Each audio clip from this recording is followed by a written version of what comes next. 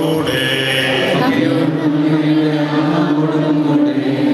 വിശുദ്ധ യോഹന്നാൻ അറിയിച്ച നമ്മുടെ കർത്താവ് യേശുമിശിഹായുടെ പരിശുദ്ധ സുവിശേഷം.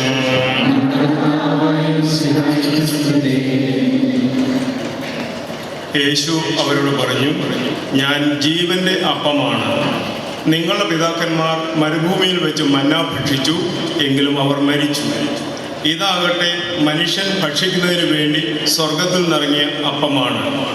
ഇത് ഭക്ഷിക്കുന്നവൻ മരിക്കുകയില്ല. സ്വർഗത്തിൽ നിന്നിറങ്ങിയ ജീവനുള്ള അപ്പം ഞാനാണ്. ആരെങ്കിലും ഈ അപ്പത്തിൽ നിന്ന് ഭക്ഷിച്ചാൽ അവൻ എന്നേക്കും ജീവിക്കും. ലോകത്തിൻ്റെ ജീവന് വേണ്ടി ഞാൻ നൽകുന്ന അപ്പം എൻ്റെ ശരീരമാണ്. ഇതേപ്പറ്റി യഹൂദർക്കിടയിൽ തർക്കമുണ്ടായി. തൻ്റെ ശരീരം നമുക്ക് ഭക്ഷണമായി തരാൻ ഇവനെങ്ങനെ കഴിയും എന്ന് അവർ ചോദിച്ചു. യേശു പറഞ്ഞു, സത്യം സത്യമായി ഞാൻ നിങ്ങളോട് പറയുന്നു, നിങ്ങൾ മനുഷ്യപുത്രൻ്റെ ശരീരം ഭക്ഷിക്കുകയും അവൻ്റെ രക്തം പാനം ചെയ്യുകയും ചെയ്യുന്നില്ലെങ്കിൽ നിങ്ങൾക്ക് ജീവൻ ഉണ്ടായിരിക്കുകയില്ല. എൻ്റെ ശരീരം ഭക്ഷിക്കുകയും എൻ്റെ രക്തം പാനം ചെയ്യുകയും ചെയ്യുന്നവന് നിത്യജീവനുണ്ട്. അവസാന ദിവസം ഞാൻ അവനെ ഉയർപ്പിക്കും. എന്തെന്നാൽ എൻ്റെ ശരീരം യഥാർത്ഥ ഭക്ഷണമാണ്, എൻ്റെ രക്തം യഥാർത്ഥ പാനീയവുമാണ്. എൻ്റെ ശരീരം ഭക്ഷിക്കുകയും എൻ്റെ രക്തം പാനം ചെയ്യുകയും ചെയ്യുന്നവൻ എന്നിലും ഞാൻ അവനിലും വസിക്കുന്നു. ജീവിക്കുന്നവനായ പിതാവ് എന്നെ അയച്ചു. ഞാൻ പിതാവ് മൂലം ജീവിക്കുന്നു. അതുപോലെ എന്നെ ഭക്ഷിക്കുന്നവൻ ഞാൻ മൂലം ജീവിക്കും.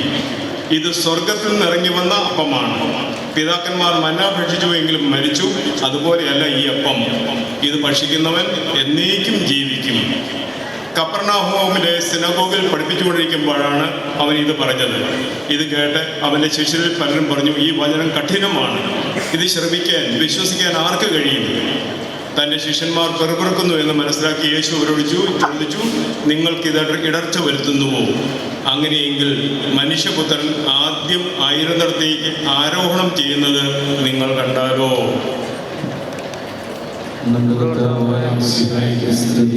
ഈ ധന്യ ദിവസത്തിന്റെ വചന സന്ദേശം നടക്കുന്നത്